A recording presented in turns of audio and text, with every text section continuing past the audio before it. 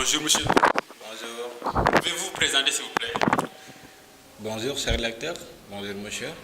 Tout d'abord, je vous remercie de cette interview. C'est Abdoulaye Ba, ingénieur agrobusiness de formation à l'Université Gaston Berger de Saint-Louis, entrepreneur et consultant. Voilà, monsieur Ba, pouvez-vous revenir sur votre parcours universitaire? Abdoulaye Ba est un jeune qui a obtenu un bac S5, sciences des produits alimentaires, au lycée d'enseignement technique et de formation professionnelle de Thiès. Ensuite, j'ai intégré l'Université Gaston Berger de Saint-Louis, où j'ai fait 3 années de formation, et ensuite j'ai obtenu ma licence en technologie agroalimentaire.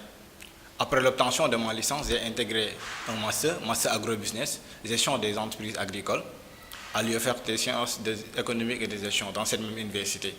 Abdoulaye Ba aussi a fait des formations en entrepreneuriat, employabilité au niveau de l'incubateur de cette même université. En plus de ça aussi, j'ai fait d'autres formations en leadership, développement personnel dans des organismes internationaux, organisés par des organismes internationaux ou nationaux. C'est ça le parcours universitaire de M. Abdoulaye Ba. Voilà, monsieur Abdoulaye Ba, donc vous êtes fondateur en même temps, manager de Jobas Agroalimentaire. Pouvez-vous nous décrire l'entreprise que vous dirigez? Abdoulaye Ba est fondateur de Jobas Agroalimentaire. Jobas Agroalimentaire, c'est une start-up qui évolue dans le domaine agricole et la transformation agroalimentaire. Nous faisons tout ce qui est distribution de produits agricoles et transformés partout au Sénégal pour l'instant, avec notre produit phare qui sont les jus de fruits locaux. Nous produisons des jus de fruits locaux naturels que nous distribuons à travers les stations-service au niveau de la région de Thiès et au niveau des ménages. Et aussi nous le distribuons aussi au niveau des marchés de la région de Thiès.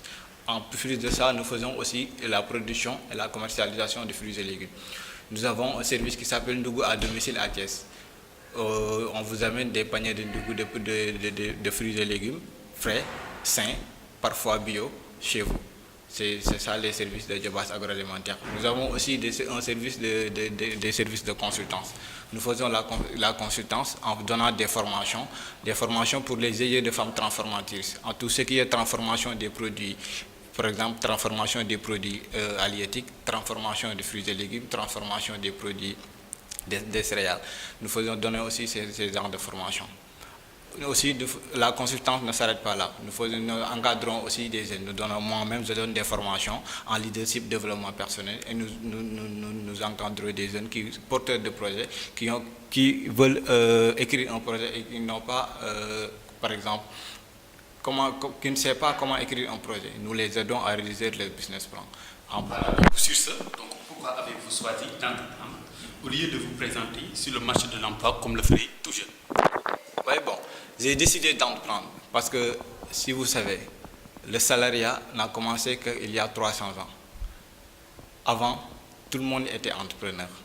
Et je pense que j'ai été salarié parce que j'ai été responsable qualité d'une entreprise. Après 3 mois, j'ai quitté parce que je savais que je ne suis pas fait pour être un salarié. Je ne suis pas fait pour être salarié parce que je sais que les compétences que j'avais, j'utilisais que 5% dans l'entreprise où j'étais. Alors que si vous êtes entrepreneur, dans tous les domaines, donc vous êtes compétent dans tous les domaines. Si vous n'êtes pas compétent vous allez essayer d'être compétent dans tous les domaines. Parce qu'une entreprise, si vous êtes fondateur d'entreprise, c'est tout à la fois. Donc j'utilise mes compétences que j'ai acquises. Les compétences que j'ai acquises au niveau de l'université et des formations que j'ai dans mon entreprise. Ce qui me permet de se développer et d'aider d'autres gens à se développer. Aussi, je suis lancé dans l'entrepreneuriat parce que j'aime aider. Parce que être un entrepreneur, c'est créer un système qui permettra d'aider des gens. Parce que vous allez créer de l'emploi, vous allez créer des richesses. Quel que soit alpha, même si c'est un emploi, vous allez créer un emploi, vous allez être, par exemple, vous allez donner de la valeur, par exemple, à une personne, à un produit. Et vous allez créer de la richesse, participer au développement économique de notre pays. C'est ce qui m'a poussé à entreprendre et à laisser le salarié. Vous revenez aussi de Jobas Agroalimentaire. Pourquoi le secteur agroalimentaire au détriment des autres? Bon, ça date de longtemps parce que, étant un fils d'un Peul qui ne sait que l'élevage et d'une Sérère qui ne sait que le travail du sol, quand j'étais enfant, bon, lorsqu'on était au champ, pendant les vacances. J'avais du plaisir à voir mes cousins faire le travail du sol. C'est là que j'ai senti que j'avais aimé la nature, j'aimais le travail du sol. En plus, avec ma formation en technologie agroalimentaire, ce qui m'a le plus poussé à entreprendre dans le domaine agroalimentaire, parce que c'est mon domaine de compétence. Je sais que l'agroalimentaire, parce que je me dis aussi qu'un pays qui ne produit pas assez de nourriture pour satisfaire le besoin alimentaire de sa population, qui est l'alimentation, ne peut pas se développer. Donc on doit entreprendre, être des agripreneurs, entreprendre dans le domaine agricole pour booster l'économie de notre pays, pour produire assez de nourriture pour nous-mêmes et pour tout le monde. Voilà. En mettant en œuvre votre entreprise, avez-vous bénéficié d'un accompagnement de l'État de la part de qui? Bon, je n'ai pas encore reçu d'accompagnement de la part de l'État. J'ai commencé mon entreprise avec mes propres moyens. J'étais marchand ambulant au niveau du campus. J'étais marchand ambulant. J'avais une entreprise, une petite entreprise là-bas de vente de cosmétiques et d'habillement. C'est ce qui m'a permis les économies que j'avais et avec les bénéfices que j'avais, ce qui m'a permis de commencer cette entreprise. En plus, j'ai reçu un accompagnement de l'incubateur de l'UGB, qui est un ONG canadien, Equip Up. J'ai reçu un accompagnement d'eux, mais je n'ai pas encore reçu d'accompagnement de l'État. Vous sollicitez une aide auprès de ces structures étatiques? Bon, je n'ai pas encore sollicité une aide au niveau de ces structures étatiques, sincèrement. Donc, avez-vous rencontré des difficultés en mettant en place votre entreprise? Donc, si oui, lesquelles? Bon, c'est tout à fait normal de rencontrer des difficultés, parce que d'abord, entre toi et tes parents, tout d'abord, il y a un problème. Parce qu'ici au Sénégal, nous n'avons pas la culture entrepreneuriale. Un jeune qui après 3 mois de travail, après sa sortie, parce que c'est après ma sortie, j'ai obtenu un travail. Et après 3 mois, j'ai laissé ce travail pour commencer une entreprise. Je pense que vous allez rencontrer des difficultés avec vos parents d'abord. J'ai rencontré des difficultés avec mes parents parce qu'ils ne comprenaient pas pourquoi j'ai laissé le salarié pour être un entrepreneur. Donc là, c'est un problème parce qu'ils ne savaient pas, ils n'ont pas la culture de voir des jeunes entreprendre si tôt. En plus, il y avait un problème de financement au début, parce que entreprendre dans le domaine agroalimentaire, ça nécessite des coûts. Mais moi, je ne me focalise pas sur... Parce que je me dis que tous ceux qui ont commencé, ils ont commencé petit. Donc, j'ai commencé petit. Je n'ai pas cherché à avoir des millions pour commencer mon entreprise. J'ai commencé avec 115 000 francs. J'ai commencé l'entreprise avec 115 000 francs. J'ai acheté mes matériels avec ça et j'ai commencé. Je pense que le problème, c'est ça. Le problème, c'est avec votre environnement, parce qu'ils n'ont pas la culture entrepreneuriale. En plus, il y a un problème de financement. Et en plus aussi, il y a la peur pour la personne, parce que être entrepreneur, c'est une psychologie. Pour moi, beaucoup de jeunes ont peur d'entreprendre, parce qu'ils vont te dire que, bon, ici au Sénégal, si vous entreprenez, si vous créez une entreprise, tôt ou tard, vous allez échouer. Donc, c'est cette peur qui avait au début, cette peur, mais bon, après des formations en développement personnel et tout ça, j'ai pu vaincre cette peur. Je pense que c'est ça les problèmes. Voilà, donc, depuis le lancement de votre entreprise, comment mesurez-vous le développement de vos activités, notamment en ce qui concerne le nombre de jeunes qui travaillent au sein de celle-ci? Bon, au début, c'était moi et ma famille. Après, j'ai eu des commerciaux qui vendent des jus au niveau des marchés. Et c'est ce qui m'a permis de savoir que l'entreprise. Ensuite, j'ai commencé à distribuer les jus au niveau des stations-service, parce qu'au début, je ne pouvais pas, parce que je n'avais pas l'autorisation FRA, je n'avais pas tout ça. Et aujourd'hui, je parviens à distribuer les jus au niveau des stations Total de la région de Thiès.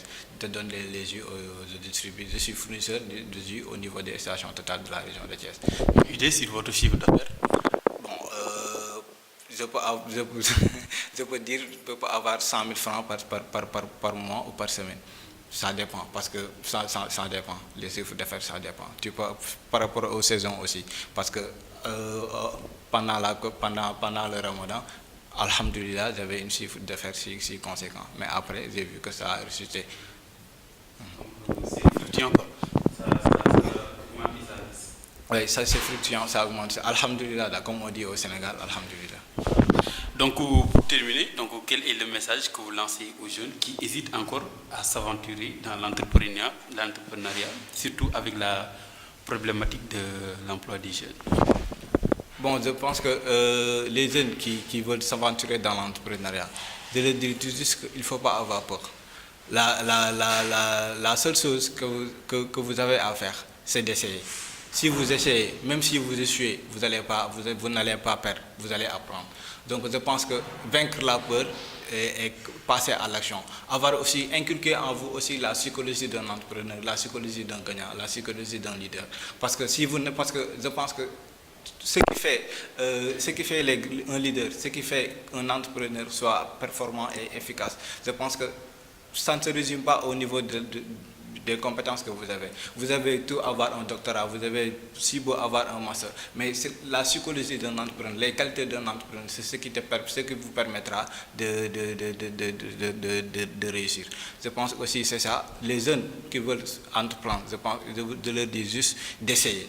Essayez, même si vous avez 100 000 francs, essayez quelque chose. Parce qu'il ne faut pas attendre d'avoir des millions pour commencer une entreprise. Il faut toujours commencer petit. Les grands ont toujours commencé petit. Je pense que le problème des jeunes Sénégalais, c'est ça. Ils attendent d'avoir des millions pour commencer une entreprise. Ils attendent d'avoir terminé des études pour commencer une entreprise. L'entrepreneuriat n'est pas une question de diplôme, parce que si vous prendrez le cas des exemples des Sénégalais, tous les grands entrepreneurs ici au Sénégal n'ont pas de diplôme posé. Donc je pense que si vous développez la psychologie d'un entrepreneur qui n'a rien à voir avec les diplômes et tout ça, je pense que les jeunes vont réussir. Aussi avec la patience. Parce que si vous n'avez pas la patience, vous n'allez pas réussir. En plus, si vous entreprenez aussi, faites ce que vous aimez. Parce que si vous n'aimez pas quelque chose, une fois qu'il y a des obstacles, vous allez se retirer. Donc si vous faisiez quelque chose que vous aimez, quel que soit ce qui peut vous arriver, vous allez continuer.